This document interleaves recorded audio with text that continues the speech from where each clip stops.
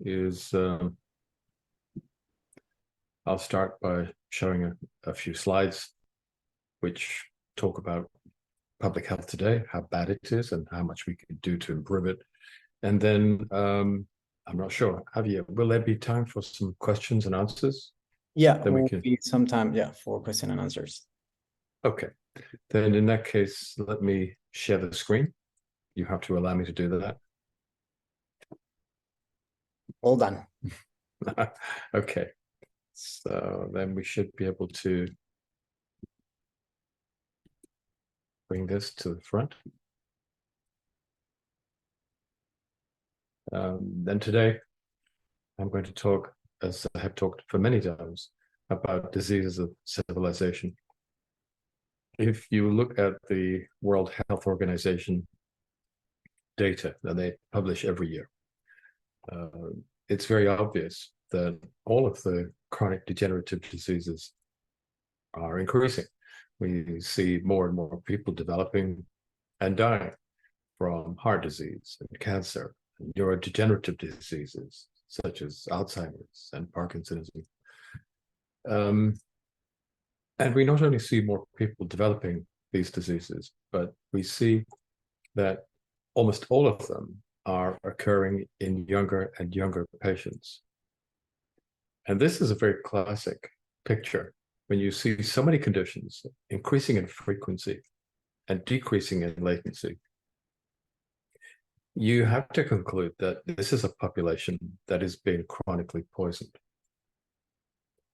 And as we become aware of this has begun to change our ideas as to how healthcare can best be developed and delivered.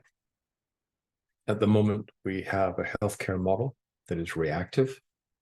We wait for people to show signs of disease to develop symptoms rather than preventative. That's not a very good idea because many of these diseases develop for years, decades, actually, before they start to appear with symptoms. And by the time they do start creating symptoms, already a lot of damage has been done.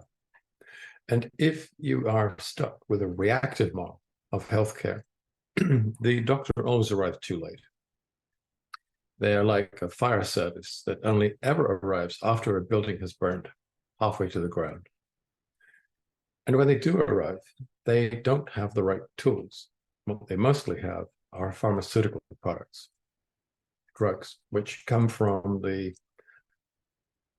medical philosophy that is all about magic bullets, specific compounds that will modify the symptoms of a disease by addressing a receptor or an enzyme.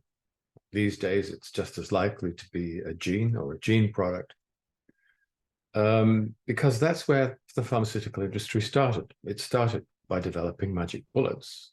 The whole thesis was about specificity. And that was absolutely appropriate back in the 19th century when this model began, because at that time, the major causes of illness and death were infectious diseases. And it is possible to find what they called a magic bullet that will kill the microbe and hopefully not the man. But this is not true today. The main causes of illness and premature death are the non-communicable chronic degenerative diseases. And these are not caused, in most cases, by a pathogen, by a microbe. They're caused by multiple metabolic errors, which are caused by multiple nutritional deficiencies. There's lots of things going wrong in someone who's developing Alzheimer's or heart disease. There's lots of things that are going wrong. And it's not possible to rectify this picture with a single magic bullet, a single specific drug. They don't work. And that's why after a century of the development of pharmaceutical products, after the enormous proliferation of the pharmaceutical industry, that has happened at the same time as public health has got worse and worse. We don't need magic bullets. What we need instead is an approach which will treat diseases preventatively by undoing the metabolic errors caused by the modern diet and lifestyle. If you can do that, then instead of living in a modern or a postmodern world, you can become your own blue zone. When that happens, your health expectancy and then your life expectancy increases considerably. And this is a strategy that is not only cheaper than the model we use today, it's more effective, which we are now finding out, it's more cost effective, and it's considerably safer. Now, I could talk about this for hours at a time. Those people who know me well know that I can do that, but we don't have that time today. We have a limited period of time, so I'm going to cover a lot of ground very quickly.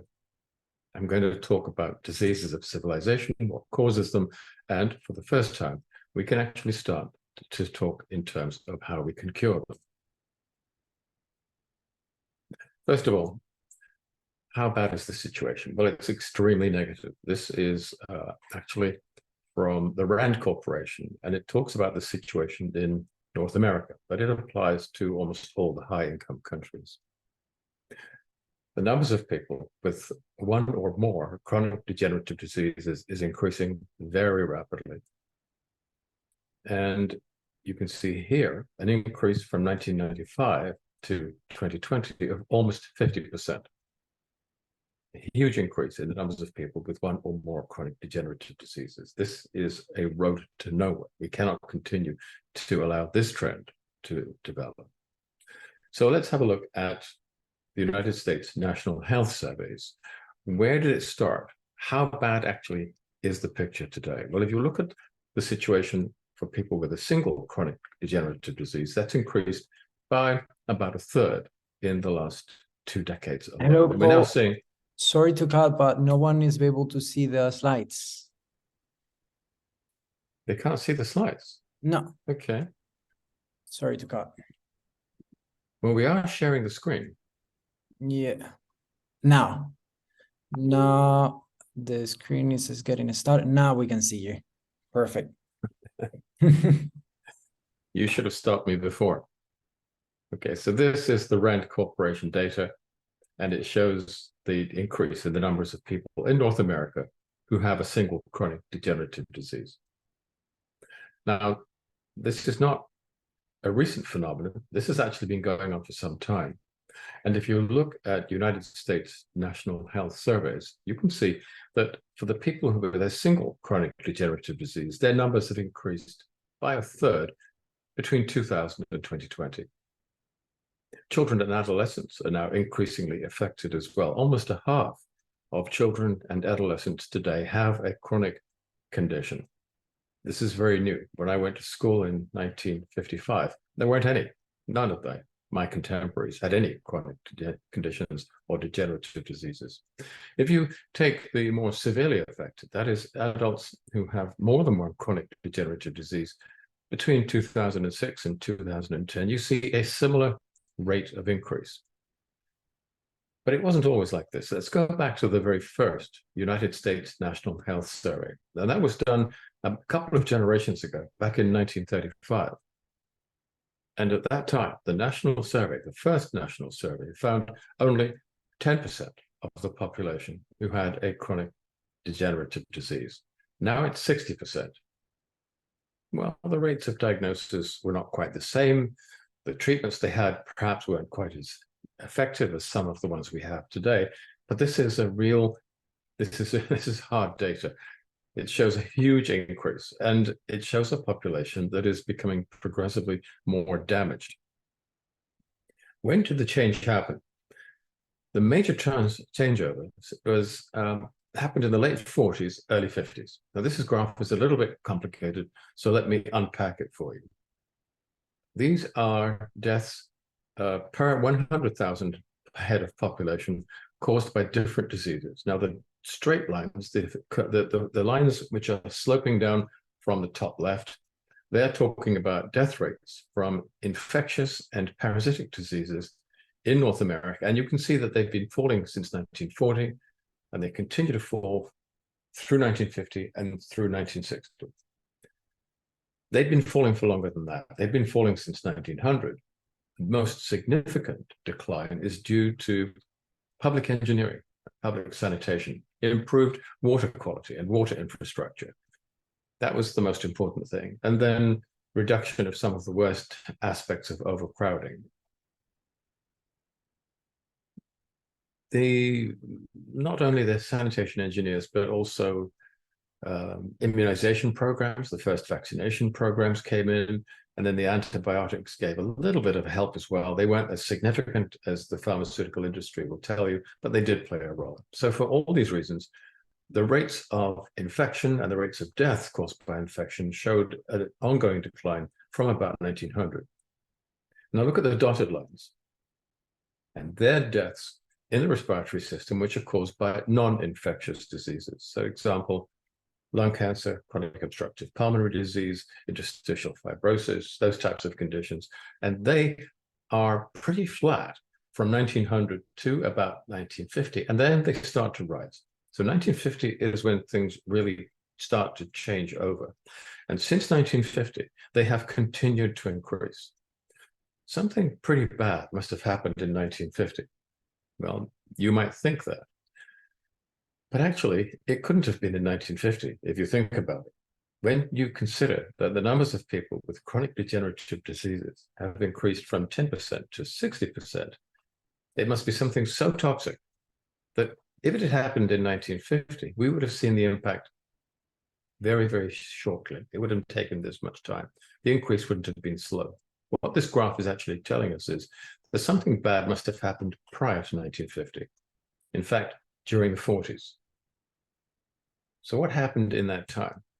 Well, that is actually the period in history when the fast foods and the ultra-processed foods started to invade the national palate into our shopping carts, onto our plates, and into our diets. That is when our diet really started to change. And we stopped eating, for the most part, simple foods that you could grow or fish or hunt or raise in animals, but we started using more and more of these ultra-processed foods, processed and ultra-processed foods, and they became a larger and larger portion of our diet until today in North America, depending on whose papers you believe, we're consuming either 60 or perhaps even 70% of all our calories in the form of ultra-processed foods. And Britain is next, between 50 and 60%, but you see these trends happening in all the high-income countries all over the world. And I said before that we are becoming sicker, that we're seeing more chronic degenerative diseases, that they're occurring earlier. And I rattled off a list of 3 or 4, but it's much more than that. Here are a whole range of diseases, some of which you know, some of which may be less familiar to you, that have also increased in frequency and have decreased in latency. And I've listed them alphabetically. I won't get into any one of them individually. Each one of them is worth a lecture all on its own, and I do lecture on all these different diseases, but we don't have time for that today. And if you think that's a lot, we're only getting started. I'm going to continue with the alphabet. That was just A to E, and now we're going from F to PD. That's and NAFLD and NASH for those medical purists are now MASLD and MASH. So if you're not familiar with that nomenclature, we can talk about that in the questions and answer section. This only goes up to PD. We're still not finished. Here's a few more. Then that's not a comprehensive list. This is just to show you how sick we are getting as a population, how much we're suffering. And clearly, although people talk about genetic risk factors, these have increased so much that in almost all cases, the causes of these conditions are not genetic. It is everything to do with what we're eating, with what we're no longer eating, and with certain other aspects of the modern lifestyle. All of those are increasing. There are some things that are decreasing. You might think that's good news. It's not. This is bad news too, because the things that are decreasing are the things that we do not want to decrease. I can go into these in a little more detail because there's not so many of them, but one of them is hand grip muscle strength. Now, apart from the gym bunnies, most people, when you look at an average throughout the population, what we find is that hand grip muscle strength is declining. Does that matter? Not so much. A weak handshake gives a bad first impression, but we measure hand grip strength because it is a proxy marker for overall muscular fitness. And we know now that the weaker your hand grip, the more likely you are to die. The shorter your lifespan will be, the shorter your health expectancy will be. Because muscle is not just a way of moving from A to B, it's also an endocrine organ. It's extremely important in all of the metabolic conditions. For example, it has other involvements as well. And the less you use your musculature, the less fit your muscles are, the more you are going to age and suffer the symptoms of aging.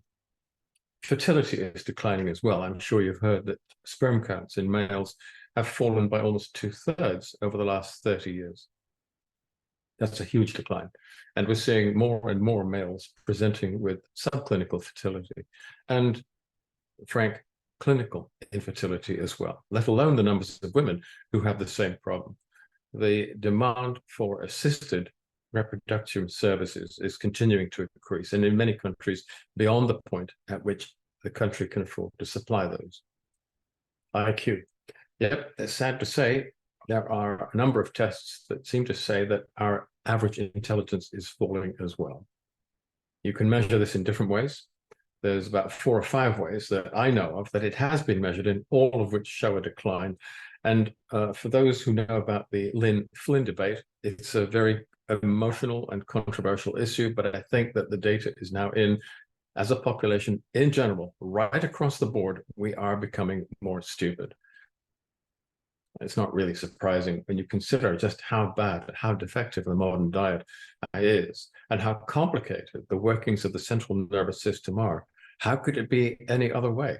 Clearly, many aspects of our neuronal function and neuronal chemistry are being degraded by the modern diet and lifestyle. And at the end of the day, we can measure that, as I said, in terms of a slow, progressive, but consistently declining average intelligence right across the population. And now we're seeing falling life expectancy. First emerged in the United States, because in the United States, they have the worst of all diets. And subsequently, it started to emerge in Britain. Now we're seeing this happening in high-risk groups in countries all over the world.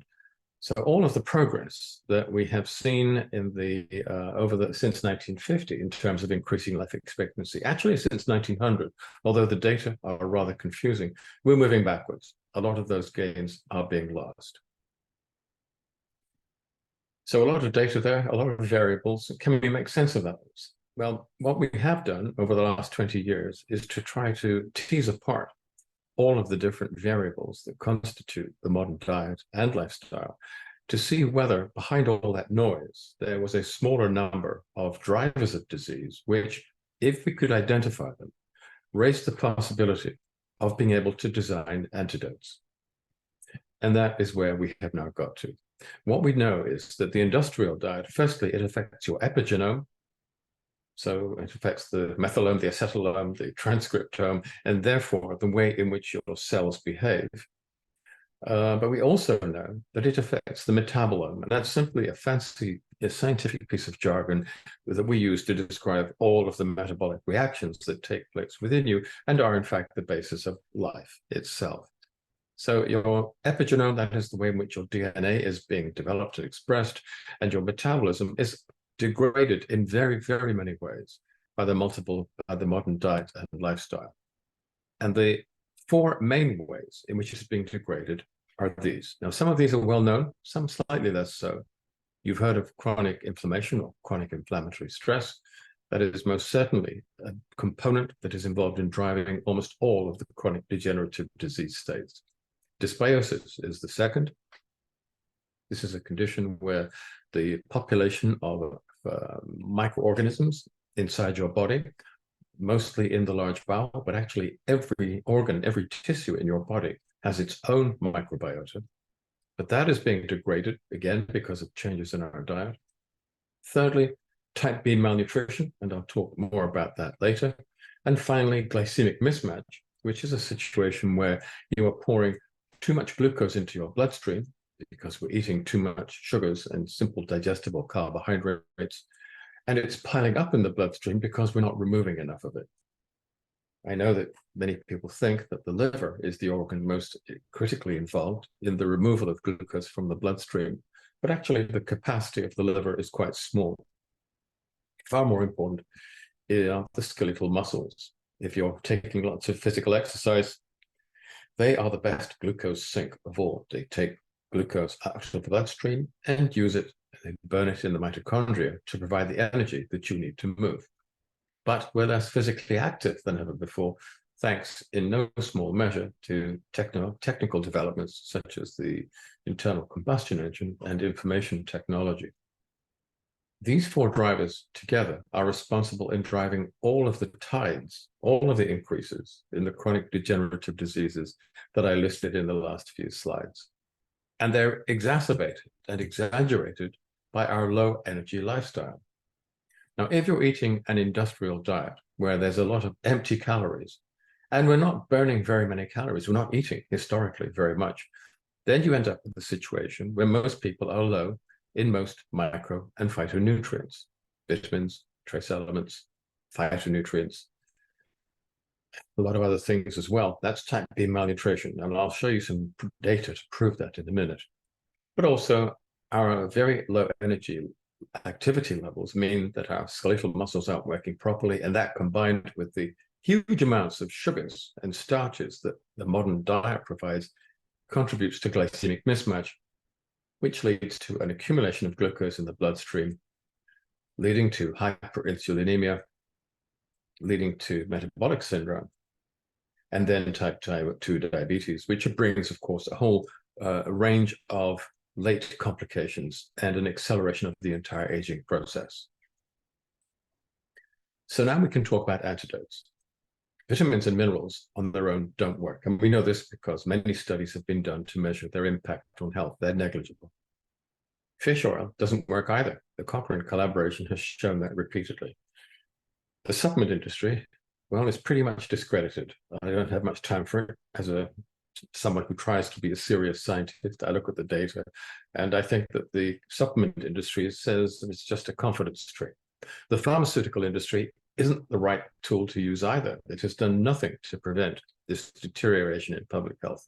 All it is capable of doing is providing rather toxic drugs that suppress the symptoms of diseases that are becoming more and more prevalent because of the fact that we have forgotten or lost the nutritional wisdom of our great-grandparents.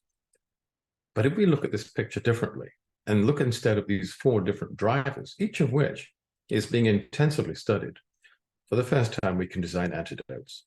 And for the first time, we have the prospect of being able to protect the public in general from the current epidemics of chronic degenerative disease. So I'll start with chronic inflammation. We'll cover them all in sequence, and I'll show you how to stop each one of them. The inflammasome is rather complicated. And for the scientists and medics out there, I'm not talking about the inflammasome, which is a self-assembling system of various specific proteins, which is involved in chronic inflammation. This is the zone, and this is what happens between your activated immune cells, for example, and the non-immune tissues around them. Let's say you have a cell, which could be a macrophage, it could be a neutrophil. It will produce various lipid mediators. This is the start of the inflammatory cascade. And the percentage of pro versus anti-inflammatory mediators it produces will reflect the percentage of omega-6s and omega-3s in its cell membranes, which reflect the percentage of omega-6s and 3s in the diet. So the 6:3 ratio in your diet and then in your cell membranes is really important.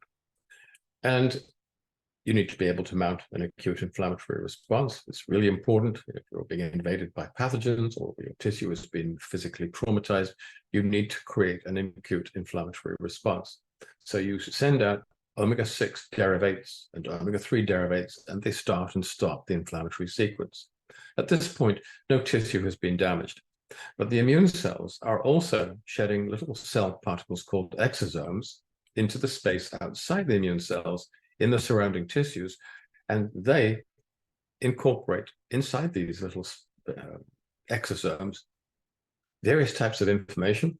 So, for example, you have messenger RNA in there, but you also have enzymes, including proteases and matrix metalloproteases. Those are the MMPs.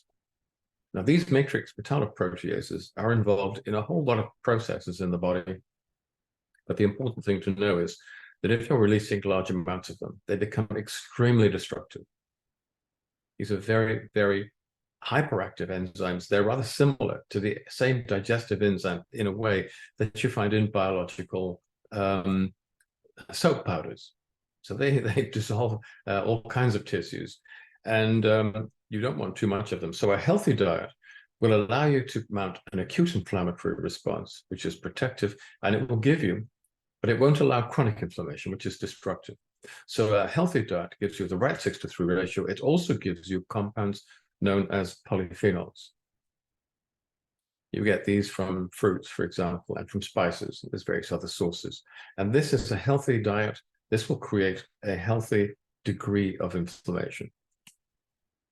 The problem is that the modern diet gives us a very high 6:3 ratio, so that the first phase of the inflammasome is overheating.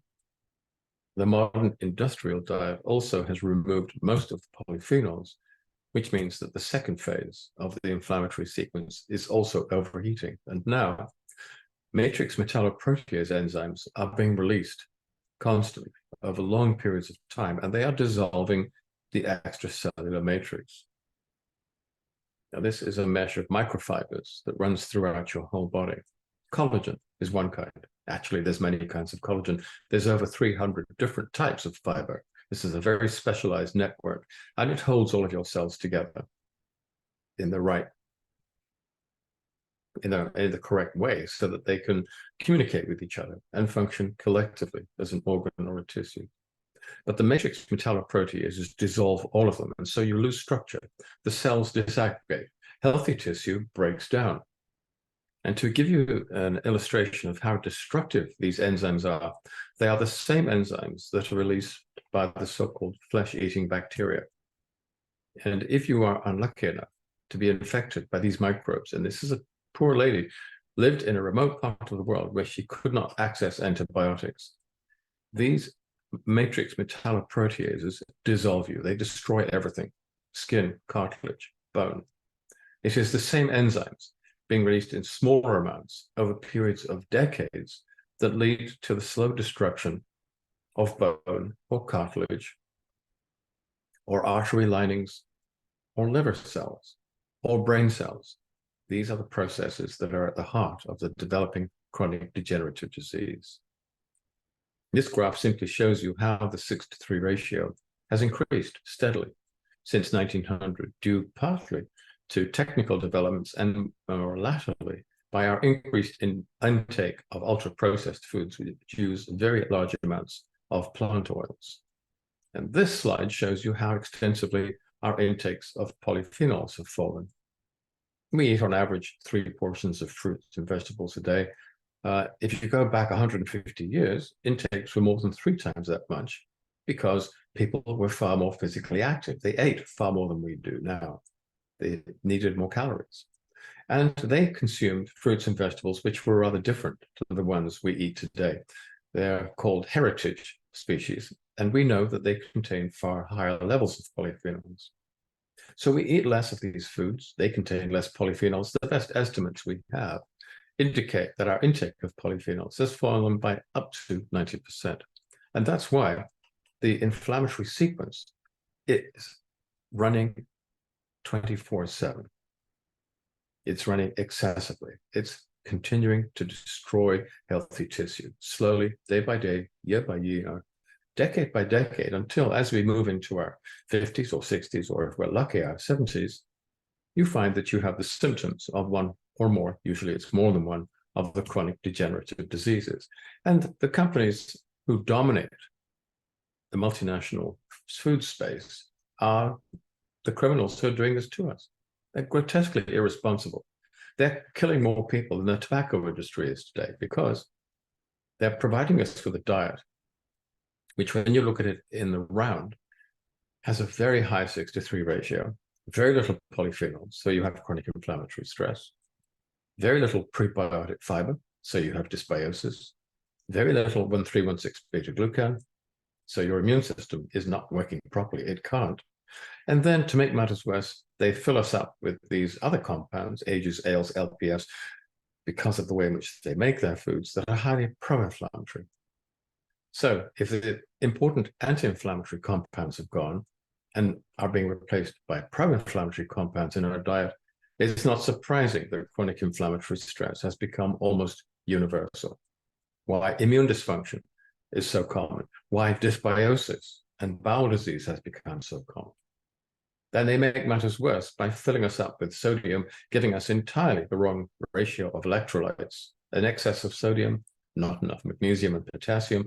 And for those of you who remember physiology or biology 101, that means that your smooth muscle contracts far too readily. So if you have inflammation in your arteries, they'll constrict too much. If you have inflammation in your bronchioles, they will constrict too much. None of this is any good for you. All of this increases the risk of premature illness and premature death, which is why the more of these foods you eat, the more you die. And this is made worse by our really very low levels of physical activity. And for those of you who own a dog, you will know, this is the top picture, that is not the correct way to walk your dog. I don't recommend that. The dog is getting plenty of exercise, but the driver certainly isn't. The picture below that, I'm old enough to remember a day when you had to carry your own luggage. And it works the other way these days. I've actually seen people in airports driving these suitcases around. That might seem exaggerated, but the picture on the right is a television remote, much smaller, obviously, not as exaggerated as the first two, but it's an example, another example of the way in which modern technology has made our lives less physically active. And that this low level of foods that we're consuming today, historically, we're eating very little. And the fact that many of the foods that we do eat are full of empty calories means that we see malnutrition, not type A, that's the medical textbook kind, but type B, where people are low in almost everything except calories. They may have enough calories or perhaps more than they need, particularly if they have a sedentary lifestyle, but they're low in absolutely everything. And this has been shown in study after study. These are the numbers, the percentages of people who are not consuming enough or even the recommended daily allowance of these different nutrients. The omega-3s, almost 85% of the population aren't getting anything like the amount of omega-3s they need to remain healthy. But the same is true for iodine, zinc, calcium, magnesium, vitamin A, they go down the list. And I could extend that list. I could produce a list 5 times longer, which would then take into account various types of phytonutrients, conditionally essential amino acids, conditionally essential amino sugars, different fiber types, methyl group donors, cyanogens, the list goes on and on. People are low in everything except calories. And because these foods are designed to be addictive, easy and fast to eat, you don't have to chew many of them, these ultra-processed foods. We eat them quickly, not enough fiber. They don't satiate. We eat too much of them. As I said, they're designed to be addictive. They're associated both with short and long-term weight gain. And I mean, for someone of my age, and I'm in my mid-70s now, I can tell you that the way in which people's shapes have changed since I was a child are really very dramatic.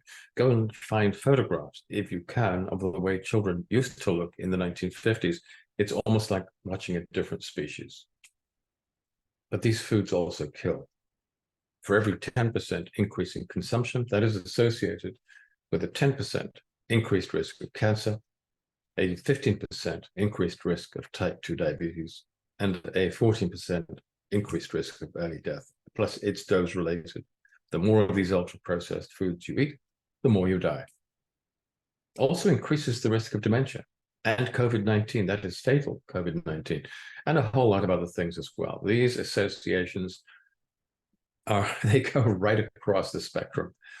And we also find that they speed up immunological aging, they increase inflammation, they increase your risk of developing sepsis, which is now becoming more and more likely to be fatal because of the growing risk of antibiotic-resistant microorganisms. More and more of them are escaping our controls. Our antibiotics, our drugs don't work anymore.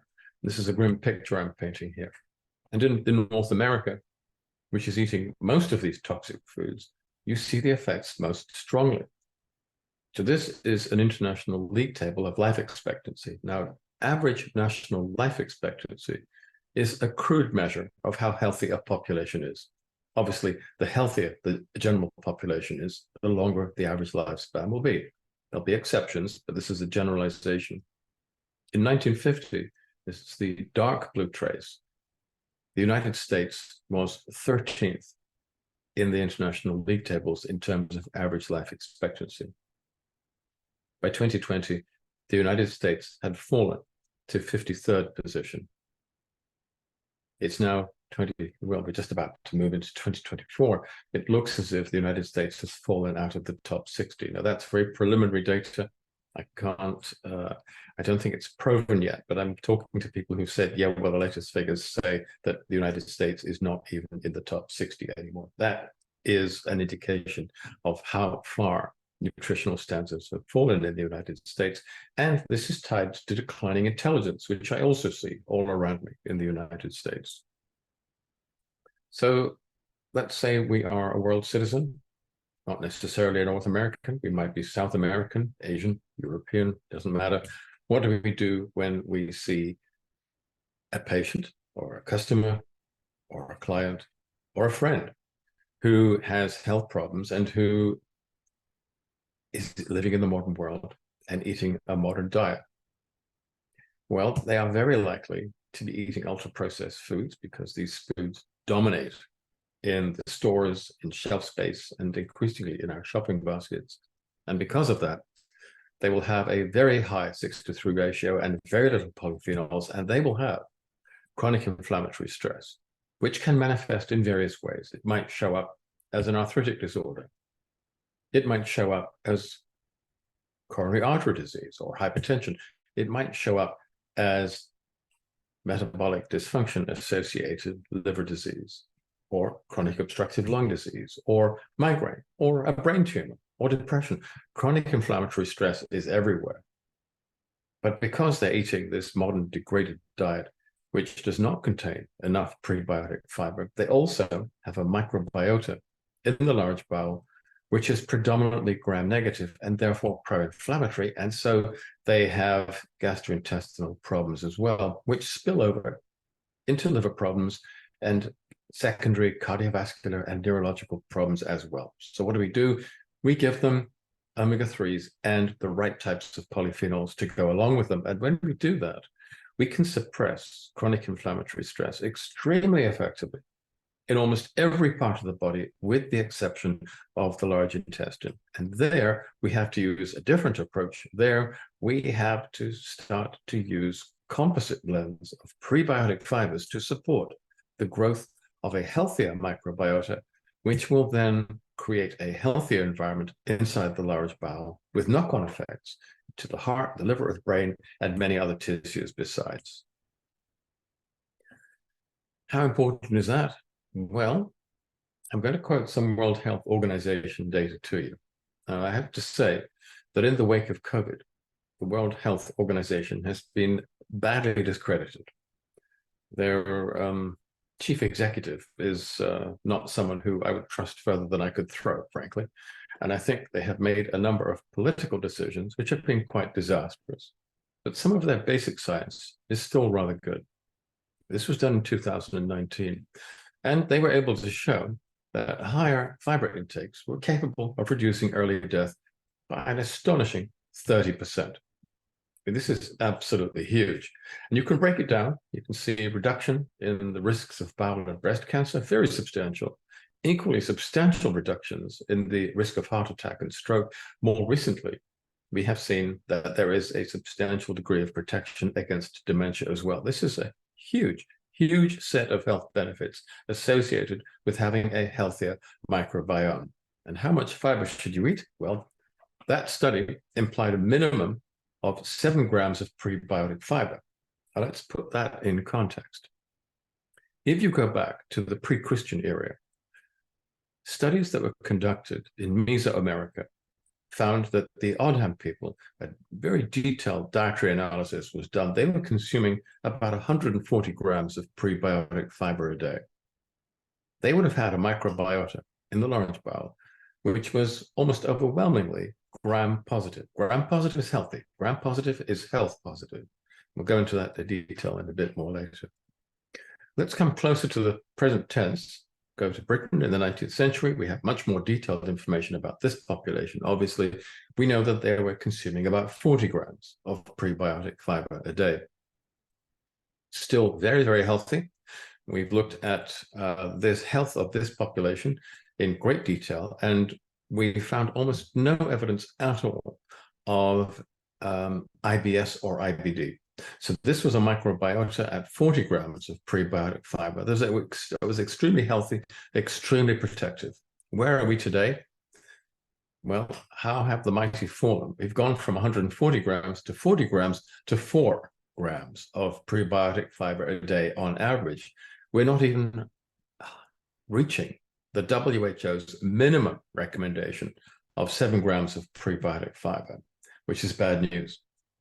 Now, this is a healthy gut. This is what the microbiota in our intestines used to look like. If you're consuming 140 or 40 grams of prebiotic fiber a day, your gut is full of probiotic species. Prebiotics are not food for us. They're food for your probiotics. And they're the little green dots, and they're floating around inside the lumen of the gut because that's where the prebiotic fibers are.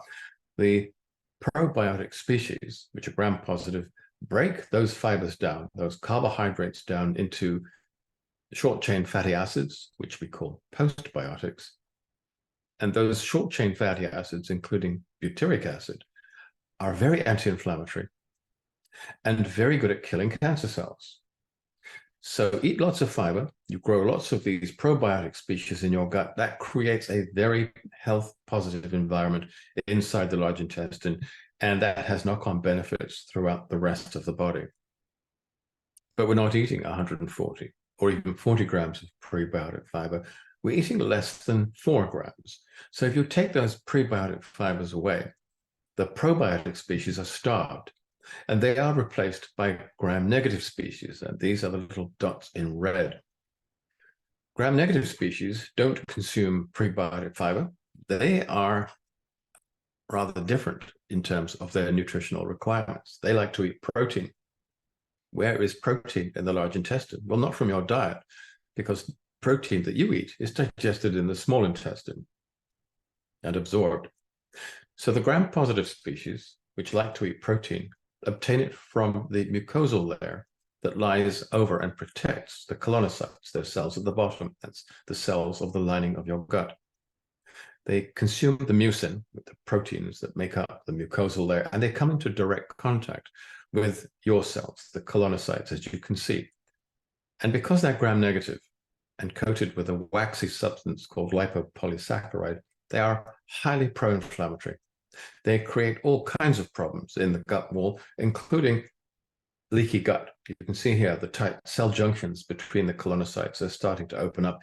And at this point, you're starting to produce a whole range of compounds which are no good at all for you, which actually have appalling effects on your immune system. This is an inflammatory, destructive environment inside the gut, one that promotes serious disease and illness, both in the gut and systemically. We need to rectify that, and we can only rectify it by putting prebiotic fibers back into the diet where they always used to be. Now, these are a kind of carbohydrate. They're non-digestible. Your digestive enzymes cannot break these down. And so, as I said, they pass through the small intestine and arrive intact in the large intestine. But they are carbohydrates. You can see those are typical carbohydrate hexagons made up of different sugar monosaccharides, lumped, tied together in a kind of a string. They're like beads on a chain. The bacteria consume these bead by bead, and these are short fibers. So when the bacteria start to break them down, it's technically a fermentation. This occurs quite rapidly. These are fructooligosaccharides. And we combine them with larger amounts of inulin, which is a similar fiber, but longer, so it ferments more slowly.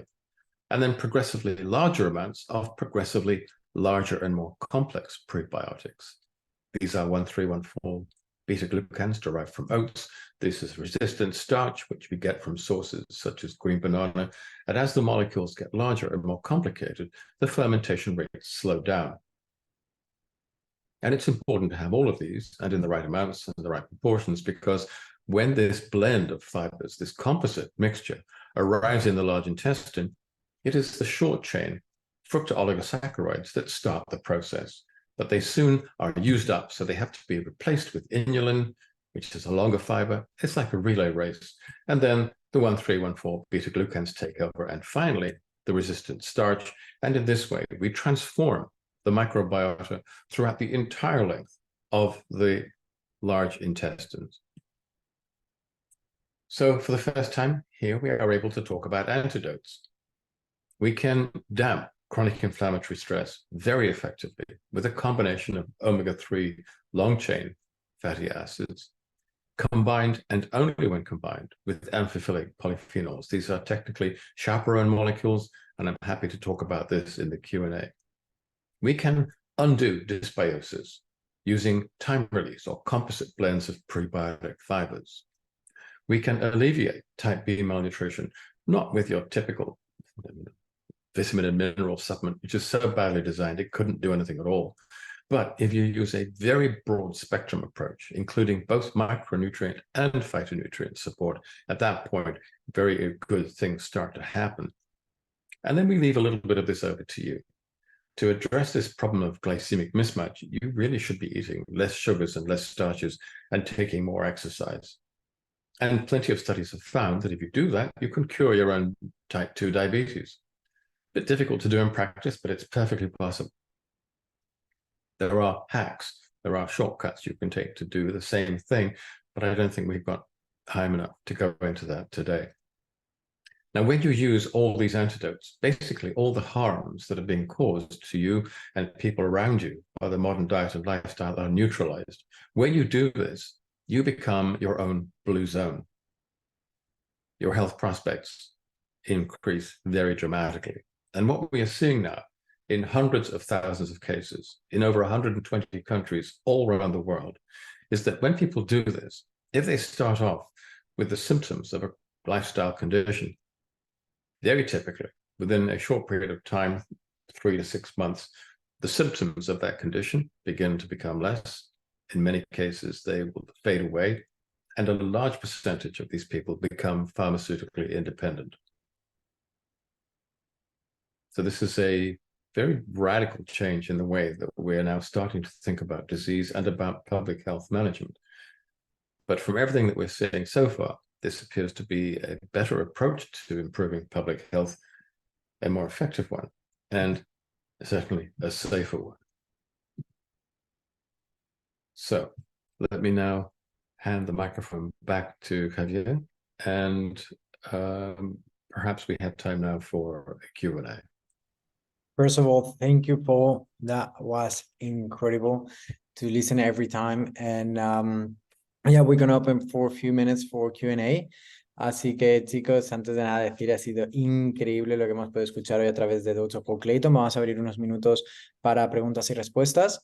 Así que si alguien tiene alguna pregunta, por favor, poner la mano levantada en virtual, es decir, de esta forma que ya a mí me pueda hacer la persona arriba, o que la escriba por el chat. De esta forma lo vamos a poder traducir. And to all the rest as well, the Q&A, we're going to do it for Spain, for Spanish speaking, because we have so many people, and that was broadcast for Spanish speaking. So all the Q&A will be in Spanish. Sí, como has dicho, las preguntas y respuestas van a ser ahora mismo en español. Así que quien tenga alguna pregunta, sí la puede poner perfectamente por aquí. Dar la mano.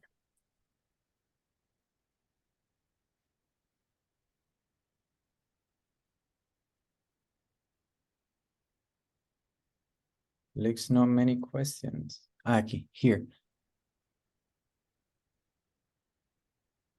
One patient has SIBO, can take symbiotic or can take a symbiotic and can give any advice on this. Okay, if you have SIBO, you cannot use xenobiotic. What you have to do is to treat the SIBO first. And you can do that using the famous carrot soup cure. What the carrot soup does, if you if you produce it correctly, it will remove the bacteria from the small intestine. It flushes them back into the large intestine. And at that point, you can start to use the xenobiotic, but not until you have completed the cure. So I have another question. The chronic diseases can be cured or get better off with the products? According to the medical textbooks, you cannot cure chronic degenerative diseases. That's how we used to think. But then the various studies which have reversed type 2 diabetes have begun to allow us to start thinking about chronic degenerative disease management in a more, I think, productive way. One of the reasons why the medical profession has thought of these diseases as being incurable is that they have been treating them with the wrong tools, with drugs. If you're using the wrong tools, you can't fix the problem. And so this has created a mood of medical nihilism or fatalism. And they just assume that these conditions can only be managed and not cured. I think what we are finding, and many other people also are starting to find, is if you rectify the metabolic imbalances or errors that are driving these diseases, at that point, the body's innate ability to heal and regenerate comes to the fore, and the diseases start to go into remission. Well, we have a few more questions. So one is asking about leaking gut, how this will help. The answer is yes. If you have leaky gut, by restoring a healthy microbiota, then the gut will start to heal. And at that point, your health will start to improve. What if somebody don't believe on omega-3 and they've been saying is also worried to take it? Well, commercial fish oil doesn't work, and the Cochrane collaboration has shown that repeatedly. And yet, oily fish is healthy. We know that. It actually has very good endpoints. And that apparent paradox can be resolved very easily. Fish oil is very purified, it's deodorized, and some other key constituents are removed. And by doing that, the omega-3s become very vulnerable and far less effective. What we do is, in balance oil, we reconstitute the whole fish. The natural chaperone compounds, which are technically amphiphilic polyphenols, are restored to the omega-3s. And at that point, the omega-3s are protected. You get good secondary bioavailability, and the anti-inflammatory effects of the polyphenols and those of the omega-3s become super additive. I've also, once you get the 6:3 ratio in order, you also get the reactive protein C better. You're talking about C-reactive protein? Yeah. The answer is yes. Yeah, okay. In which case is recommend to use Xenogene? Xenogene is designed to remove senescent cells selectively and replace them by persuading, amongst other things, mesenchymal stem cells to leave the bone marrow. It seems to me that in most cases, you are unlikely to have acquired significant numbers of senescent cells until you're in later life. So I originally designed this for an audience of 55 and above. In that age group, it seems to work extremely well. However, I've now come across reports from people who've been using Xenogene at much earlier ages, in fact, in some cases in adolescence, with very specific health conditions. And I'm hearing some rather amazing and extremely positive reports back, but it's a little premature, I think, to derive. I don't think I want to talk about that specific type of application yet until we have more data in-house. Awesome. And also they say for migraine, what you recommend, and also if it's important to do a stop or of like take times on not taking the balance oil. Well, migraine is not necessarily caused in exactly the same way in every individual. We do think that there's a vascular component and an inflammatory component, and certainly for many people who use the health protocol, they find that their migraine becomes very much less, and in some cases it disappears altogether.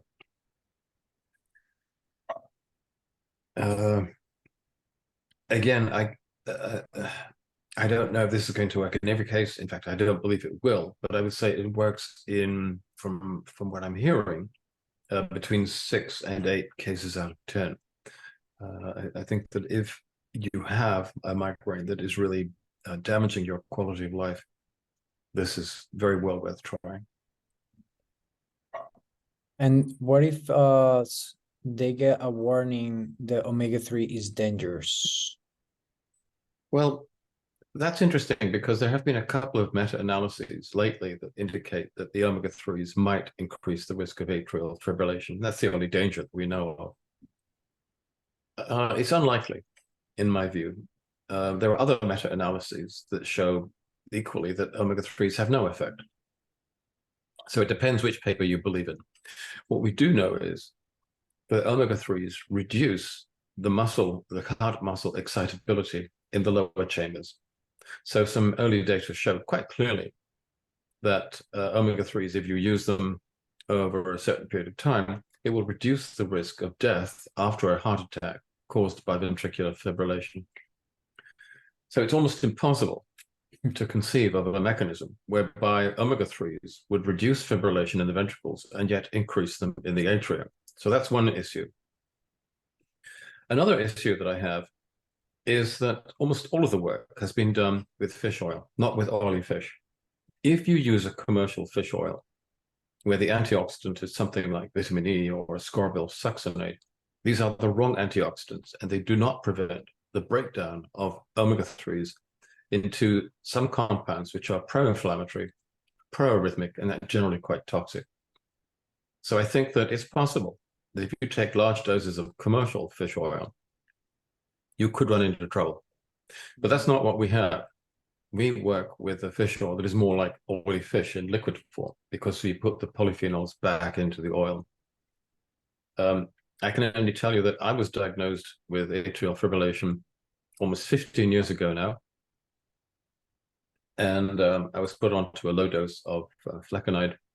In what we hear today from most doctors is that the flecainide and drugs like that will only work for a few years. Your atrial fibrillation will get worse. And at that point, you'll need to go for an ablation or a different kind of surgery. I've been taking the same low dose of flecainide for 15 years. My atrial fibrillation has not progressed. And the reason it has not have progressed is that I have maintained a low 6:3 ratio. I do not have chronic inflammatory stress. And we know that chronic inflammatory stress makes arrhythmia worse. Anyone who's interested, do visit my blog, which is drpaulclayton.eu. That's drpaulclayton.eu. And look for a post called Your Cheating Heart, which goes into this in much more detail.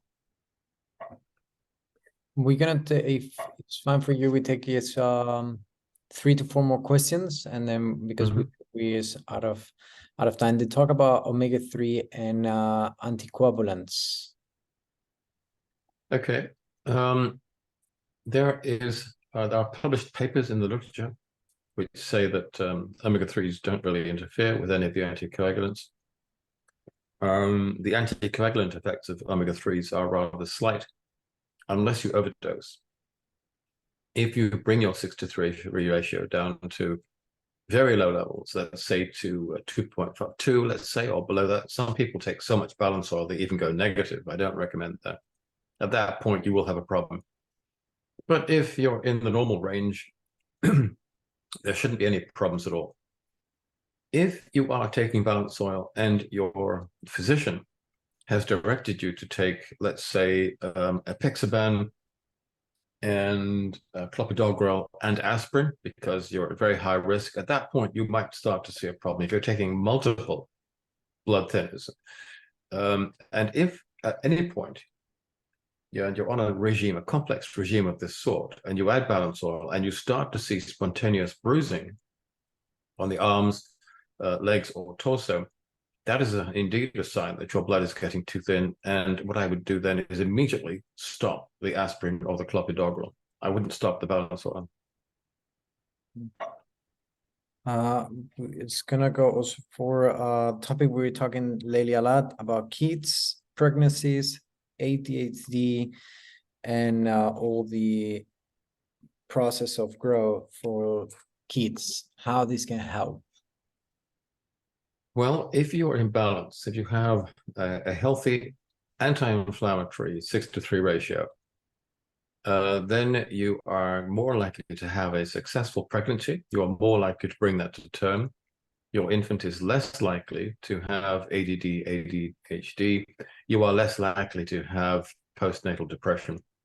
That child is more likely to develop healthily. And there is some evidence, at least. I would say it's a little bit confusing, but there is some evidence that it will actually have better impulse control, less anxiety and depression, and it's going to be a happier, healthier, and more successful child. I can't say that that's going to happen in every case. These are generalizations, but on average, this is what is going to happen. And then also now we're facing with a low, such a increasement of low levels of testosterone. It will be the omega-3 helping to get restoring the testosterone levels? Well, the answer is probably yes. I mean, the studies that I would like to be able to quote have not been done. But we know that testosterone levels are falling together with the sperm counts, and we know that the process of testosterone formation and sperm cell formation take place within a tissue that is what we call immunologically privileged. Cut a long story short, this is an environment in which there is a low level of chronic inflammatory stress, a low and physiological level. And there is evidence that if that runs out of control and you move towards exacerbated chronic inflammatory stress, then both steroidogenesis and spermatogenesis will be impaired. My feeling is that if you bring your 6:3 ratio under control, you're going to do better on both counts. And to finish off, we have like I'm gonna continue 2 questions. One, the fibromyalgia and the products, how this can help. I'm sorry, what was that condition? Fibromyalgia. I think I said it correctly. Let me double check. But on the meantime, where I'm checking the word, on the after operations, and when somebody has been through surgery, or also if somebody has go through chemio, and that two completely different questions, of course, surgery and another like chemio, but how this can be help or taking these products through that process. If you have been through surgery and we're talking about tissue repair, then the health protocol will undoubtedly accelerate healing. And we're hearing stories now, lots of them, of patients in their 70s and 80s who've had surgery, or they have even minor trauma, such as a paper cut. And once they start getting onto the health protocol, their healing rates accelerate to the point where they're more like those of middle-aged or even young people. I had a minor surgery on my thumb a couple of months ago, and I was told by the doctor, it'll take, because of my age, it's going to take you probably a month or so for it to heal. And I went back to see that doctor 4 days later, and you couldn't even tell where the cut had been. And it had been really a significant surgery. So yeah, I think that for surgical healing, the health protocol is quite dramatic. If you're talking about someone who's receiving chemo or radio, I would strongly suggest using Protect and Xenobiotic. They will help to maintain white blood cell counts. They'll bring them back to normal more quickly, and they will help to maintain the lining of the gut. And these are two tissues which are very damaged by any type of chemo or radiotherapy, which particularly affects rapidly dividing cells. So that's something that I would recommend in all cases. There is also evidence that by being in balance, the effects of some chemotherapeutic agents, in any rate, are improved. And again, you can look for the literature yourself, go onto PubMed, and you'll see the data to prove that. I think in general, if you have better nutrition, you're going to do better in most cases and in terms of most disease states. Now, there are one or two odd exceptions to that, but I would recommend this as a general approach for most people for most of their lives. So I'm gonna try to pronounce it right, but anyways, I'll write it down to you here. Is fibromyalgia. Oh, fibromyalgia. Yeah. Finally, we understand each other. Yeah. There are different theories about what fibromyalgia is. Some people say that it is due to a functional deficiency of vitamin D. There may be an inflammatory component, and in some cases it might be mistaken for something called PMR. Does the health protocol help? In my limited experience of working with people with this condition, it is helpful. I don't know if that's going to be true in every case. And to finish off, is Cincino working to do the studies, independent studies about the products and scientific research? The answer is yes. We started the first study out of the Center of Academic Excellence in a European member state. Spent a lot of money on it, a lot of time, and then the whole project was completely crushed by COVID. The hospital shut down. The subjects were told to go home and self-isolate, and we lost everything. We're now considering a range of other studies. We have been approached by very high-ranking clinical scientists in a number of different countries. They all want to do studies with us, and we're being very selective because studies are expensive. We need to know beforehand which are the areas which are going to be most rewarding for us to work in, which will do most good for patients. And then we have a problem.